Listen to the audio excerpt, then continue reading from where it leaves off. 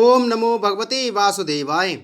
नमस्कार दोस्तों, स्वागत है आप सभी का हमारे YouTube चैनल पर। दोस्तों, आज मैं आपको श्रीमद् भागवत महापुराण की कथा सुना रहा हूँ। आप सभी भक्तजन इस कथा को श्रद्धा पूर्वक मन लगाकर सुने। दोस्तों, पिछली कथा में हमने सुना था भागवत कथा और भगवत भक्ति का महत्तम। आज की कथा में हम सुनेंगे भगवान के अवतारों का वर्णन। श्री सूत जी कहते हैं, सृष्टि के आदि में भगवान ने लोकों के निर्माण की इच्छा की। इच्छा होते उन्होंने महतत्व आदि से निष्पत्र पुरुष रूप ग्रहण किया। उसमें 10 इंद्रियां, 1 मन और 5 भूत, ये 16 कलाएं थीं।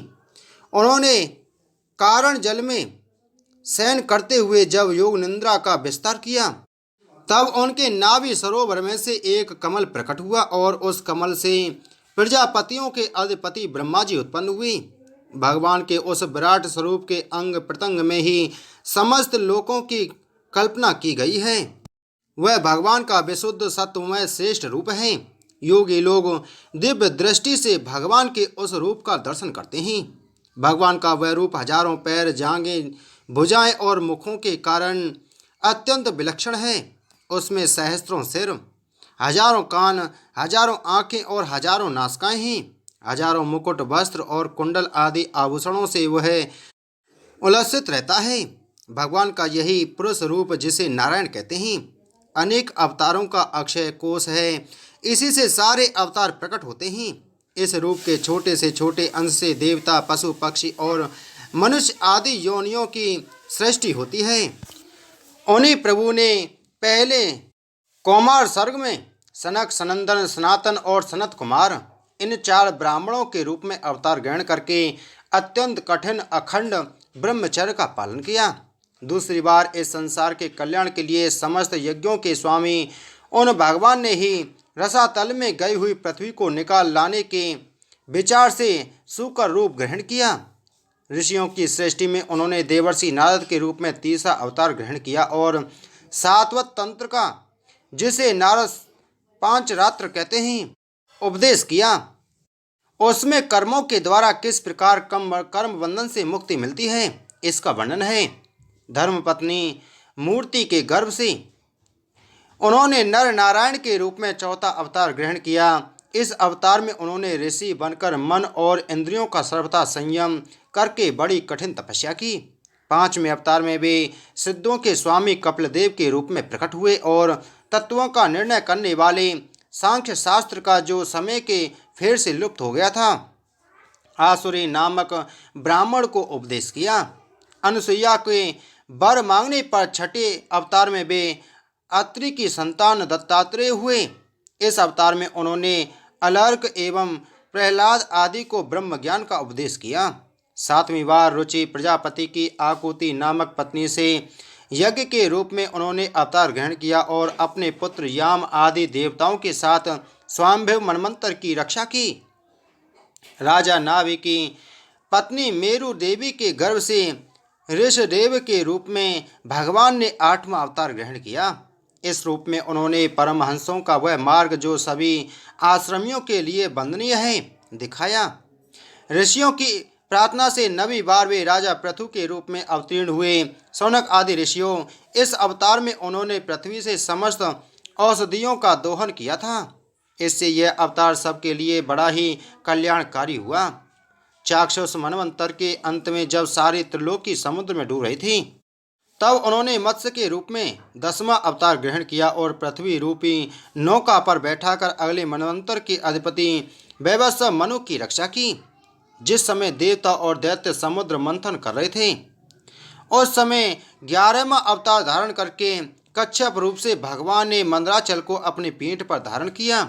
12वीं बार धन्वंतरी के रूप में अमृत लेकर समुद्र से प्रकट हुए और 13वीं बार मोहिनी रूप धारण करके दैत्यों को मोहित करते हुए देवताओं को अमृत पिलाया। 14वें अवतार में उन्होंने नरसिंह रूप धारण किया और अत्यंत बलवान दैत्यराज हिरण्यकशिपु की छाती अपने नखों से अनायास इस प्रकार फाड़ डाली, जैसे चटाई बनाने वाला सीक को चीर डालता है। 15वीं बार वामन का रूप धारण करके भगवान दैत्यराज बलि के यज्ञ में गए। वे चाहते तो थे त्रिलोकी का राज्य, परंतु मांगी उन्होंने केवल 3 पग पृथ्वी। 16वें परशुराम अवतार में जब उन्होंने देखा कि राजा लोग ब्राह्मणों के द्रोही हो गए हैं, तब क्रोधित होकर उन्होंने पृथ्वी को 21 बार क्षत्रियों से शून्य कर दिया। इसके बाद 17वें अवतार में सत्यवती के गर्भ से परशुराम जी के द्वारा वे व्यास के रूप में अवतीर्ण हुए। उस समय लोगों की समझ और धारणा शक्ति कम देखकर आपने वेद रूप वृक्ष की कई शाखाएं बना दी। 18वीं बार देवताओं का कार्य संपन्न करने की इच्छा से उन्होंने राजा के रूप में रामावतार ग्रहण किया और सेतु बंधन, रावण वध आदि वीरतापूर्ण बहुत सी लीलाएं की। 19वें और 20वें अवतार में उन्होंने यदुवंशी में बलराम और श्री कृष्ण के नाम से प्रकट होकर पृथ्वी का भार उतारा। उसके बाद कलयुग आ जाने पर मगध देश बिहार में देवताओं के द्वेषी दैत्यों को मोहित करने के लिए अजन के पुत्र रूप में आपका बुद्ध अवतार होगा। इसके भी बहुत पीछे जब कलयुग का अंत समीप होगा और राजा लोग प्राय लुटेरे हो जाएंगे, तब जगत के रक्षक भगवान विष्णु यश नामक ब्राह्मण के घर कल के रूप में अवतीर्ण होंगे। शौनक आदि ऋषियों जैसे अगाध सरोवर से हजारों छोटे छोटे नाले निकलते हैं, वैसे ही सत्वनिधि भगवान श्री हरि के असंख्य अवतार हुआ करते हैं। ऋषि, मनु, देवता, प्रजापति, मनुपुत्र और जितने भी महान शक्तिशाली हैं, वे सब के सब भगवान के ही अंश हैं। ये सब अवतार तो भगवान के अंशावतार अथवा कला अवतार हैं, परंतु भगवान श्री कृष्ण तो स्वयं भगवान अवतारी ही हैं। जब लोग दैत्यों के अत्याचार से व्याकुल हो उठते हैं, तब युग युग में अनेक रूप धारण करके भगवान उनकी रक्षा करते हैं। भगवान के दिव्य जन्मों की यह कथा अत्यंत गोपनीय रहस्यमयी है। जो मनुष्य एकाग्र चित्त से नियम पूर्वक सायंकाल और प्रातःकाल प्रेम से इसका पाठ करता है, वह सब दुखों से छूट जाता है। प्राकृतिक स्वरूप रहित चिन्ह में भगवान का जो यह स्थूल जगदाकार रूप है, यह उनकी माया के महतत्व आदि गुणों से भगवान में ही कल्पित है। जैसे बादल वायु के आश्रय रहते हैं और धूसरपना धूल में होता है, परंतु अल्प बुद्धि मनुष्य बादलों का आकाश में और धूसरपने का वायु में आरोप करते हैं, वैसे ही अविवेकी पुरुष सबके साक्षी आत्मा में स्थूल दृश्य रूप जगत का आरोप करते हैं। इस स्थूल रूप से परे भगवान का एक सूक्ष्म अव्यक्त रूप है, जो ना तो स्थूल की तरह आकार आदि गुणों वाला है और ना देखने में सुनने में ही आ सकता है। वही सूक्ष्म शरीर है।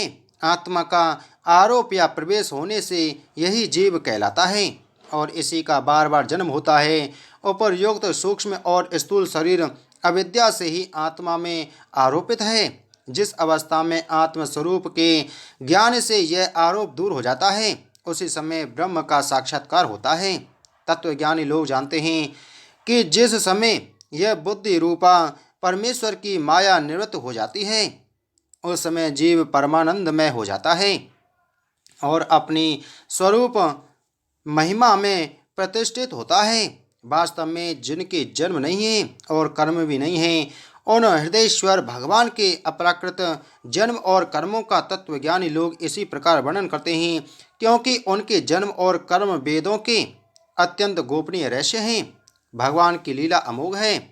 वे लीला से ही इस संसार का सृजन, पालन और संहार करते हैं, किंतु इसमें आसक्त नहीं होते। प्राणियों के अंतःकरण में छिपे हुए रहकर ज्ञानेंद्रिय और मन के नियंता के रूप में उनके विषयों को ग्रहण भी करते हैं, परंतु उनसे अलग रहते हैं। वे परम स्वतंत्र हैं। ये विषय कभी उन्हें लिप्त नहीं कर सकते। जैसे अनजान मनुष्य जादूगर अथवा नट के संकल्प और वचनों से की हुई करामात को नहीं समझ पाता, वैसे ही अपने संकल्प और वेदवाणी के द्वारा भगवान के प्रकट किए हुए इन नाना नाम और रूपों को तथा उनकी लीलाओं को कुबुद्धि जीव बहुत सी तर्क युक्तियों के द्वारा नहीं पहचान सकता। चक्रपाणी भगवान की शक्ति और पराक्रम अनंत हैं, उनकी कोई था नहीं पा सकता। वे सारे जगत के निर्माता होने पर भी उससे सर्वथा परे हैं। उनके स्वरूप को अथवा उनकी लीला के रहस्य को वही जान सकता है जो नित्य निरंतर निष्कपट भाव से उनके चरण कमलों की दिव्य गंध का सेवन करता है, सेवा भाव से उनके चरणों का चिंतन करता रहता है। शौनकादि ऋषियों, आप लोग बड़े ही सौभाग्यशाली तथा धन्य हैं, जो इस जीवन में और विघ्न बाधाओं से भरे इस संसार में समस्त लोकों के स्वामी भगवान श्री कृष्ण से वह सर्वात्मक आत्मभाव, वह अनिवर्चनीय अनन्य प्रेम करते हैं, जिससे फिर इस जन्म मरण रूप संसार के भयंकर चक्र में नहीं पड़ना होता। भगवान वेद व्यास ने यह वेदों के समान भगवत चरित्र से परिपूर्ण भागवत नाम का पुराण बनाया है। उन्होंने इस श्लाघनीय, कल्याणकारी और महान पुराण को लोगों के परम कल्याण के लिए अपने आत्मज्ञानन शिरोमणि पुत्र को ग्रहण कराया। इसमें सारे वेद और इतिहासों का सार सार संग्रह किया गया है। सुखदेव जी ने राजा परीक्षित को यह सुनाया। उस समय वे परम ऋषियों में से घिरे हुए आमरण अनशन का व्रत लेकर गंगा तट पर बैठे हुए थे।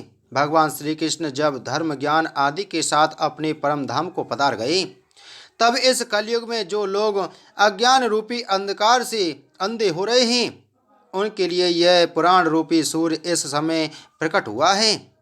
शौनक आदि ऋषियों, जब महातेजस्वी श्री सुखदेव जी महाराज वहाँ इस पुराण की कथा कह रहे थे, तब मैं भी वहाँ बैठा था।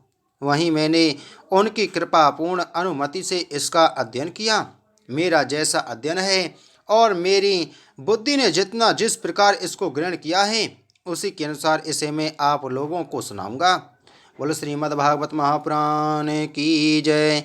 बोलो श्री कृष्णचंद्र भगवान की जय।